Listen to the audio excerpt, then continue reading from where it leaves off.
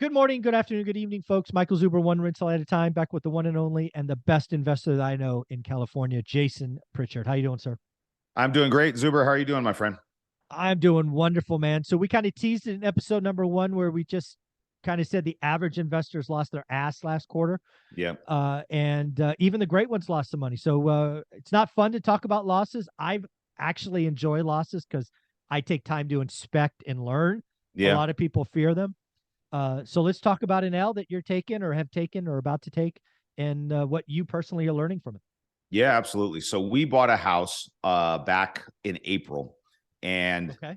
we had already seen kind of the signs, obviously, of the market shifting already, right? Rates had already crept up.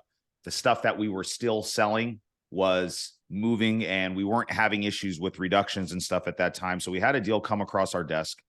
It looked okay on paper, right? And so my thought process with some of these deals and like how I like to, the analogy that I like to use is not every deal is going to be a grand slam or a home run deal where you're making six figures or high five figures. Sometimes we just need deals that will pay the bills, and singles are okay too, right? That's what I tell my team. They get you on base, right? You're not striking They out. do. Yep. Okay. So you can take a single. We'll put some money into the bank account. We can pay our bills. You know what I mean? And obviously we're not going to do it if it's not profitable. But Right. that was one that we underwrote the deal.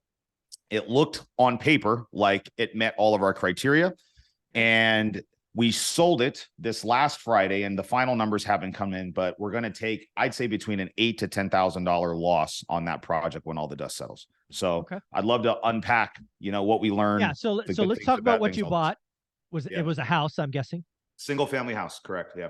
Single family house. What was the like 200K? Like what was the purchase? Purchase price was 219 and some change, and it was in an area. I think one of the issues that we saw in this, it was not our home market. So I think that's lesson number one that I think I would give to some of the people that are either just getting started or even people like me. I think we talked about this with like in the changing market. The first thing you got to do is you got to bring that focus in, right? So this was probably done right before we made that pivot.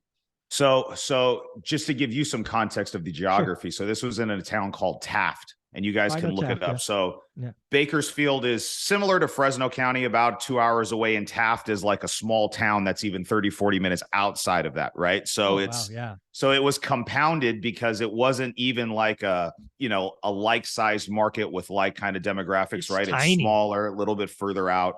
Was it a newer home or older?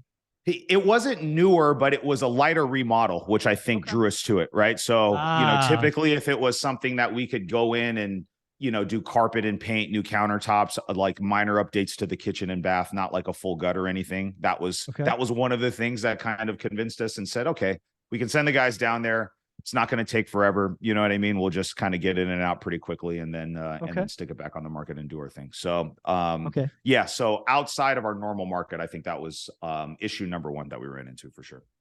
Also, so there must have been a surprise, I'm guessing, during the remodel, because you said you bought in April and sold in December, which seems like 7 months. Something logistically, it just took longer, guys. So anytime you do something outside of your home market and you're not using people had contractors, excuses to go elsewhere. It's basically a four and a half hour round trip either way for the guys, right? So they're not living in the city while they're doing it. Right. So just think about the math, right? Typically the guys go out there 7 o'clock in the morning, they're done 4 or 5 o'clock in the evening.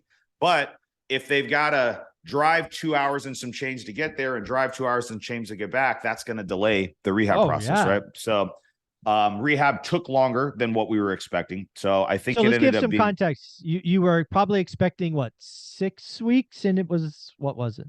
I don't know. Yeah, it was more like 9 or 10. I don't have the numbers in front of me, but it took about 90 days to get it done. But you expected 6 weeks and you got double that. Exactly. Yeah. Okay. We were looking at it. Yeah. So it ended up taking a little bit longer, which compounded the issue with rates changing and the market kind of shifting. That stuff happened fast, right? So in the market we've been experiencing the last 2 years, that delay would have helped us. You know what I'm saying? Exactly. Like we said in video 1, you would have made 5%. Exactly. So I feel like, we still had it, even though we knew, guys, and this is me just being as honest and transparent as we can, right? Like I get on the channel every other week. We talk about this stuff all the time. We're constantly doing these things. And even somebody like me that's got a ton of experience, we can get lulled into some of these bad habits, right? Where we've been fooled. And I wasn't as on my project management team and the contractors, and I did not create the sense of urgency, I feel like, as the business owner that I should have, right? Because at the end of the I day, should have just just been like, you. guys, what's going on? Like, what is happening right now? Every single day, we're losing time on this thing and the market's changing right now, right? And so we're operating with that urgency now, and we have been for a little while, but back in April, I don't think that reality had fully set in. So I think that was issue number 2. Yeah, that's one of the reasons that, like I talked about at the end of episode 1, I'm going to say again here, the good operators will dominate, because not a lot of people, will have this honest assessment. Very few people like to dig into losses.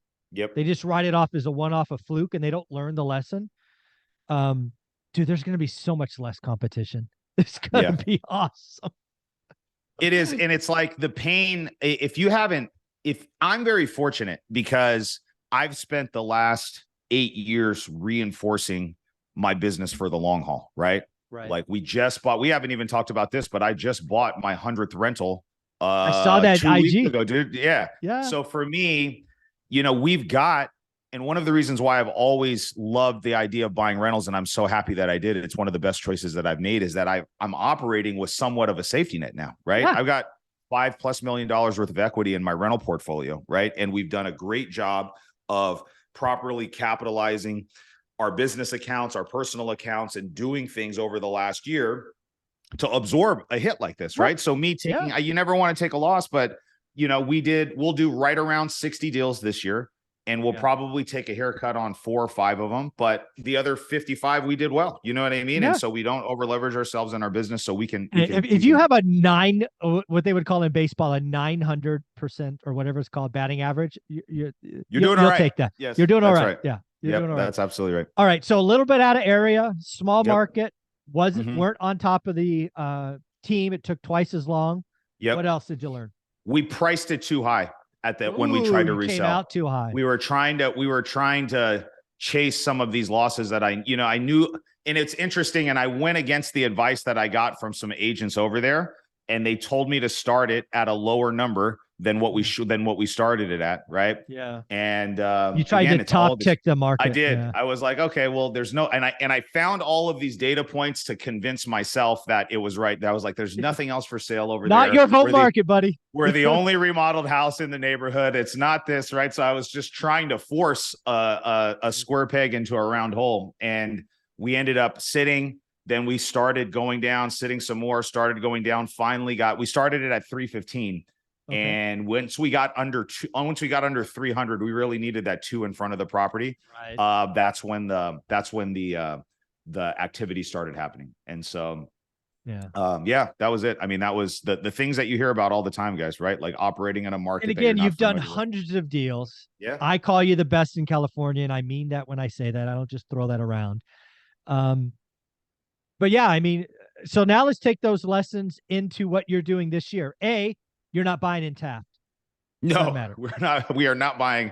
We are staying away from stuff outside of our area. And even like with other things, like it's funny, I had a lunch this weekend and I was talking to some people that were based out of like Visalia, Tulare County, which is not that far, like an hour and some change. 45 hour, yeah. But even on stuff like that, I'm looking for more opportunities to potentially partner and mitigate some of the risk that we have, right? Because I really want to get better at our core home market. I want to be dominating here and figure out ways to continue to grow, but in ways that we're not spreading ourselves too thin logistically and financially, right? So the right type of joint venture partnership where people bring and supplement each other the right way is a good way to do that. So that's definitely something that I'm doing for sure.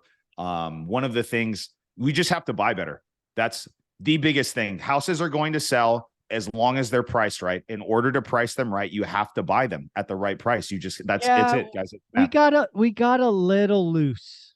We did. Right. For 20 years, and for the next 20 years, it will always be true that you make your money when you buy. 100%. We got lazy. The market bailed us out. It did. And it's going to crush a lot of people, but it won't crush us because we're just going to buy better. Or we won't buy, right? We won't buy the marginal deal. We won't buy the, you know, all these things have to line up. We're just be like, nope. And that's the point, going back to, some people are not going to be able to be as patient as others, right? No, And there's going to be some people that can't afford to not buy that marginal deal. And you have to be really careful. If you're in one of those scenarios, maybe where you're newer guys, right? And you haven't been in 8 years, you haven't built a strong portfolio, you don't have the reserves. Right now is not the time to be impatient, right? Because if all you're doing is real estate full time, you have to make sure that the next round of stuff that you're buying, if you've been making marginal profits, or even like me on this last deal, you're taking a loss. If you compound that by buying 2, 3, 4 more properties that in 6 months you're either going to take losses on, or you're not going to make any money, this is going to be so much more painful. So it would be better to be patient and wait for that right deal. That right deal is going to come if you're doing some of the fundamental things in order to make sure you put yourself in those positions to buy. Yeah, you have to do the work. Patience, don't gamble. Buy better. You make your money when I didn't know that. I bought my first in 2002 Norris Drive. I didn't really know what that meant until 2010. Yeah. You make your money when you buy. Yeah. Right. And I got to tell you, motivated sellers are out there. They're there. It just takes time and consistency and daily execution. Dude, I got 2 deals out of the MLS in the last 7 weeks. The first one I'm already put back on the market 51 days later. I saw that for what, $106,000 more than I bought it for. Yep.